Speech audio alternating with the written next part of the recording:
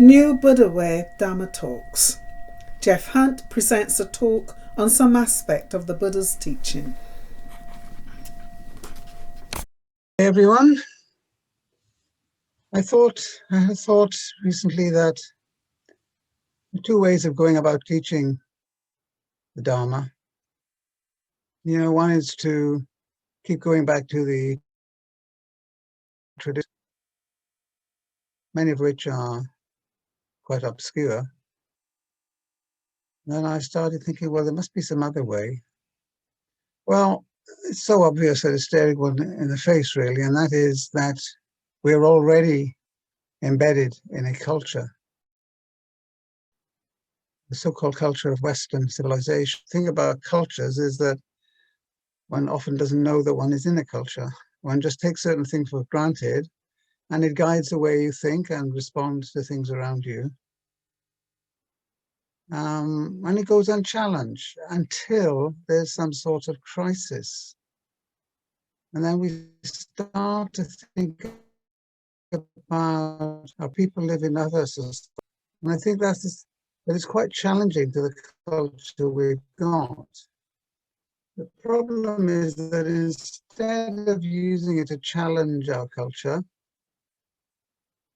we use it as a kind of, we put it in the exotic box. So Buddhism, exotic, to put it in that box. And it doesn't occur to me that actually the Buddha is challenging the way we act, behave, believe right now. And we need to do this. Let's look at an element of our society, of our culture, that is so obvious that we take it for granted. And we use its central concept all the time. And that is choice. Freedom of choice. It's so obvious, it is there all the time, we take it for granted, we all know what it means, and it occurs dozens of times a day. We don't think about it, we just know what it means. What does it mean? It's quite a key term in this culture that we have, which is now starting to fall apart. But don't worry, it's not going to fall apart in a day. It's going to take some decades, probably. But if we're not thinking about such things, who is thinking about them? Are we going to leave it to politicians? Or are we going to leave it to professors in academia? Or are we going to do this for ourselves? Well, what is choice and what is freedom of choice? Let's try and think a bit more deeply about this. An obvious neutral sort of definition would be that choice is simply a selection from a range of available things. A range of available things, whatever they are, and you are free to make a selection from those things. It doesn't raise any questions about what the purpose of this is, whether there's really any difference in the range of things. If there's a different range of things that we haven't even thought about, we just take it for granted. So when we think of freedom of choice, we might, for example, think of the supermarket or the wholesale market. We might think that this is an important choice that we have in the Western world. It's a remarkable thing. I had carried out an experiment. I went back to the traditional teachings of the Buddha in the Sutta Pitaka, and I looked in the index, translation into English, for the word choice. Now, this is a really big, intricate index. It covers everything in Bhikkhu Bodhi's translations. The man is a genius at translation. Do you know it's a strange thing? The word choice does not occur in the Sutta Pitaka. No doubt there are some concepts that you could translate in that way, but not with a connotation in this century in the Western world. Isn't it a remarkable thing that is so obvious to us, so valuable to us, freedom of choice, that in another culture, there's no word for it. How could that be? How do they get by without talking about choices? Choices has so much got into our culture that people are teaching mindfulness and talking about how it enhances your choice. They're teaching counseling, psychotherapy, whatever. Everything comes back to choice as the great golden globe of freedom and wonder. What choice? Well, I'm going to suggest something completely preposterous, right? Just to shake us all up. And that choice is actually a tyrant, a dictator. That our freedom of choice as we have it is our dictator. A very subtle, clever, all-pervasive, everywhere to be found dictator. And it dictates through our minds. It's a strange expression, isn't it, to think of the tyranny of choice? What tyranny? Surely, this is the thing that makes us free. This is the thing, the valuable thing that makes Western civilization so important, has achieved so much. Some years back, going back quite a long way, I was asked if I would write an article for a journal called Law and Society. And it was at the time when they were talking about privatizing the television services, because at that time we had the BBC and that was about it.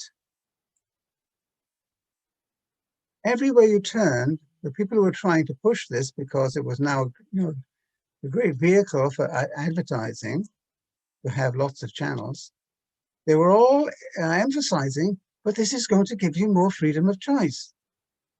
It's a wonderful thing. Lots and lots of channels. Let's not just have 10 channels or 20 channels. Let's have 200 channels. Let's have 1,000 channels on television. I'm just using this as an example, okay? I'm not really talking about television here. I'm talking about a particular frame of mind. So here we are now, you've got Netflix and you've got so many channels. I can't even remember their names. Sometimes I can't untangle the wires to find out how to get to these different channels. But the channels by the dozen, by the hundreds probably. Now, I said at the time in my article that we need to ask ourselves, what are we talking about when we talk about it's going to give us greater freedom of choice? Now, my basic idea at the time was, you can have a wider range of things, but they're all very much like each other. Is that choice? So if you've got 100 TV channels and they're all showing you violent movies about the actions of criminals, etc., a certain stereotyping about black people and so on going on, is that choice? Is that choice? Because if you do look, as some people have, looked at the volumes of violence on the television set, you can hardly escape it. You can't escape if you try. There are some good programs. I'm not saying that. That would be too extreme. But on the whole, violence is a pretty well accepted theme in your consumer choice. The same could be said for, we could write books about this, not that anybody would read them, but it's so pervasive in our society that we hardly notice it. That do we actually have any meaningful choice? Or is it greater choice of similar things? So is there any advantage in having 100 movies about violence, criminal violence, rather than 2? Well, it's choice, isn't it? I don't think so, because it's not challenging something very, very basic. We need to get more radical about what we're thinking about when it comes to choices. So they did publish my article, and I did get some feedback. But at the end of the day, if we look back to 30, 40 years later, everything I predicted has come true. We now have hundreds of channels that are all more or less the same. I'm not exaggerating, there's some diversity, but skim through it and see what you find.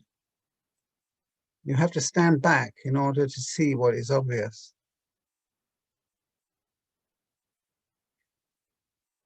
It is so pervasive in our society that anything new that pops up is quickly put in the freedom of choice box. Becomes a consumer commodity. What is a consumer commodity? Very strange idea, isn't it? Community commodity. A commodity is something that you can buy and sell. Okay. Consumer means you're gonna consume it. It's going to be given to you, and you're going to destroy it with your teeth, your stomach, your eyes, whatever, and throw it away at the end of its life, never thinking about its life cycle. That's consumption. Consumption. We're all obsessed with consumption, and we don't know it. So far has this gone, when something new pops up like mindfulness, what happens to it? I predicted this about 15 years ago, that what's going to happen is going to turn into a consumer commodity, because that is the way we think. So it is a consumer commodity. You know, I could give another talk to show you how it is. There are some exceptions, thank goodness, but on the whole, one does a course, one gets a qualification, one then charges people for reciting to them a certain mantra about mindfulness, and you go away and you say, yes, it worked, I felt better. And then a few weeks later, you've forgotten all about it. That is how we actually consume things. It's a throwaway consumer society.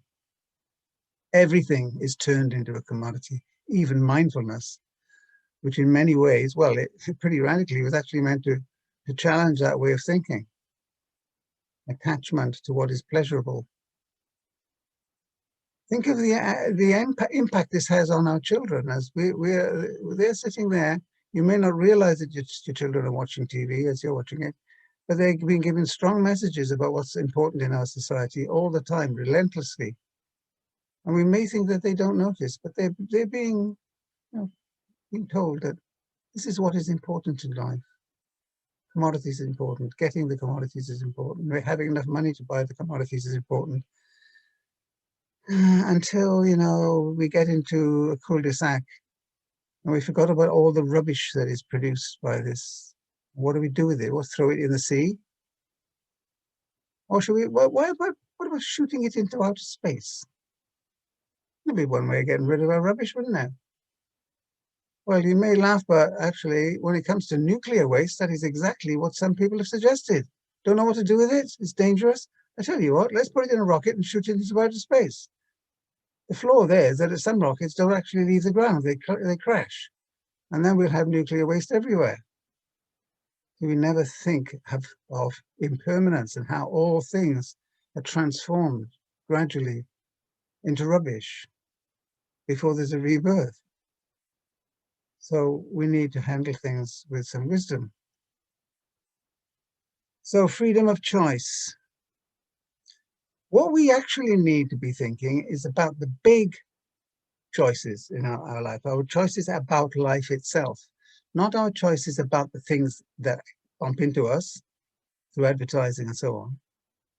Those are all the little things of choice, the little routine things of choice. The big choice is, what are you going to do with your life? Get to the end of it, when you look back and say, well, what was that about? That's a pretty big choice, because you do have a choice.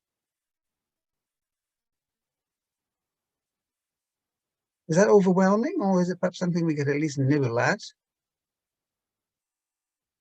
I was talking to somebody only yesterday who had lost a close friend, and was very upset by it. And one of the things that came up was his thinking, what actually could I have done in life with this precious thing called life? What, just buy a lot of devices? Let's have more devices, make things more comfortable for ourselves. Meanwhile, the junk is developing further and further. The real choice is not things in your life. The real choice is your life. That's your choice. Now, how do we get an entree into this in our thinking on an everyday basis? Well, it's a nice little teaching. This is where we can go back to Buddhist teaching.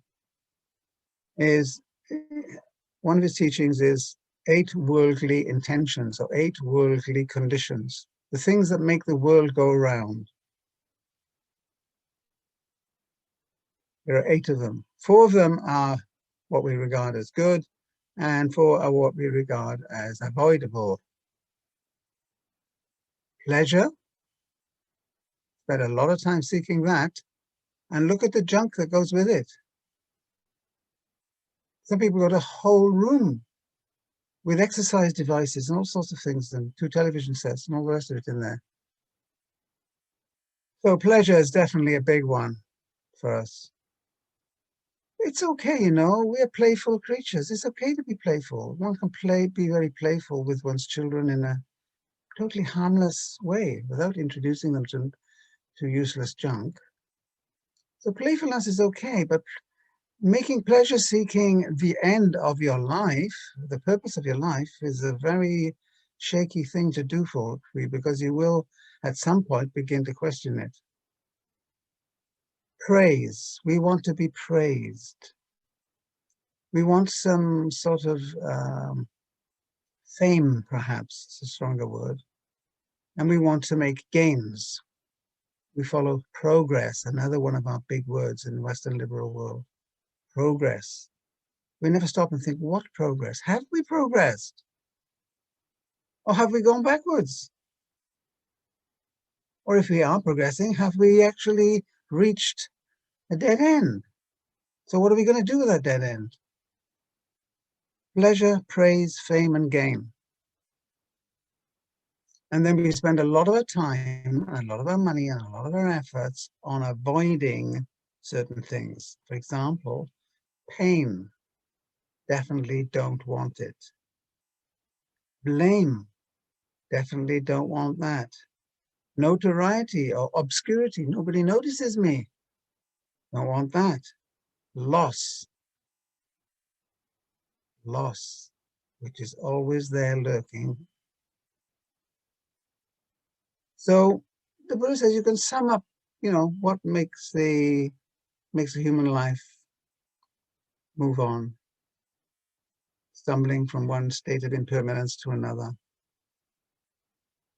is seeking pleasure, seeking praise, seeking fame, seeking gain, avoiding the loss, avoiding notoriety, avoiding blame, avoiding pain. If you add these all up and then match them up with all the consumer products, you'll see how it fits together. You'll see what that little tube of tooth whitener is all about. So what we need to do in our thinking is move from the little choices that seem to make up our lives. And when they don't work, we just get another one. Just go to the supermarket or go on the internet. And Amazon is always there waiting for us. It will deliver anything that you want and satisfy your pleasure, praise, fame, and gain. Okay, so let's move from petty choice, let's call it petty choice, to the big choice. That is, when you look back on your life, what do you want to see? Aren't you the driver in the bus of your life? I mean, don't you have choices at a deeper level? Don't we all? That's me included. I'm not putting myself above all this. I suffer from this sort of knowledge and these sort of thoughts, and I have to work my way through it. I'm just sharing it with you for what it's worth. Now, you might have heard of somebody that is a sort of superstar in our society. Why? Because he is the great dictator of choice, and that is Jeff Bezos, who is not a bad person, but he's a very rich person. He's the recently retired CEO of Amazon, from which you can buy any consumer commodity you like, and it will be delivered to you by tomorrow if you want to pay for it. His net worth, that is the money that he actually has available to himself, is $200 billion. A billion, remember, is 1,000 million. So 200 billion is a absolutely staggering amount of money. He's not quite sure what to do with it, of course, because his mind is trapped in commodity thinking. Can't blame him. He seems a decent enough chap. Okay? But if we could just sidestep and think, what could be done for our brothers and sisters, our children over the whole planet with 200 billion? You could get rid of all famine problems. You could get rid of all water problems. You could get rid of so many transmissible diseases. But no, we are following the track of progress with the great empire of consumer commodities. You know what he said? This is what he said, and he's an honest man. This is what Jeff Bezos says. Quote, what consumerism really is, at its worst, is getting people to buy things that don't actually improve their lives. Well, he gets full marks for honesty, doesn't he? What consumerism really is, and he qualifies it at its worst, I might say typically, is getting people to buy things that don't actually improve their lives. Well, you have to think your way through this. Because I can't give you millions and millions of examples. You have to start seeing those examples for yourself. Okay, so where do we move from here? Well, you can think about the eight conditions of human existence: pleasure, praise, fame, and gain, and avoidance of their opposites. You could do that almost anything, anytime. You could start to become aware. So much of the Buddhist teaching is about awareness. Awareness of our cravings for this or that, and how things would be better if I had a better X, Y, Z.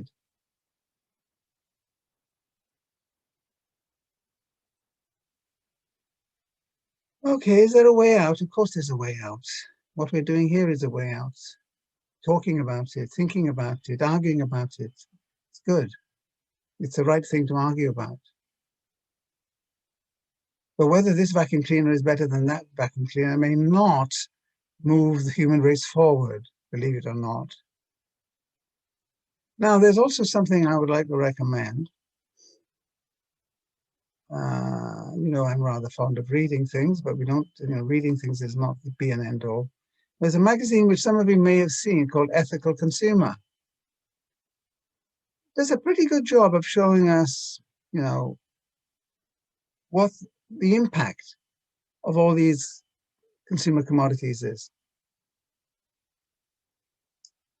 Ethical Consumer looks at the carbon footprint, wastage and environmental damage of all sorts, alternatives, how we're cajoled into buying X, Y, and Z. It's not the same magazine as Which, by the way, which is a much narrower remit. Ethical Consumer. I'll put it in the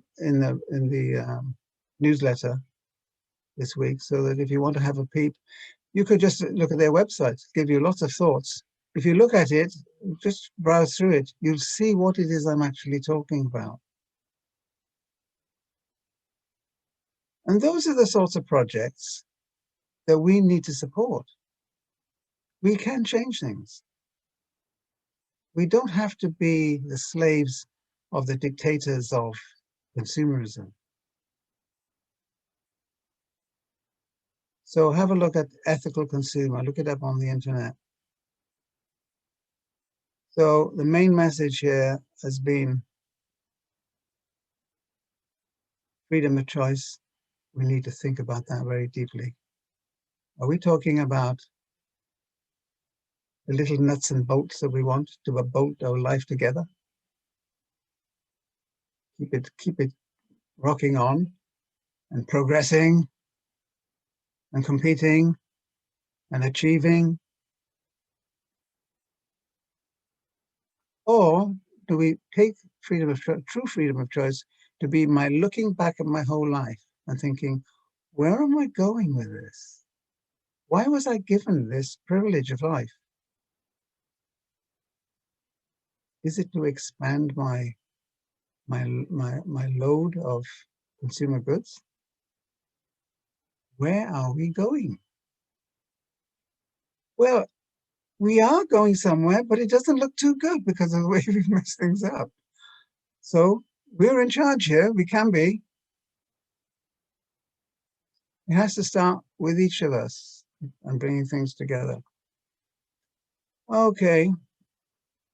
I just hand you back to Lynn, and we can have some time to think about this, argue about this, think about where I've overstated things, because I will overstate things in order to get things across. As long as you see some truth in it, then that's the important thing. Right, back over to Lynn, thank you.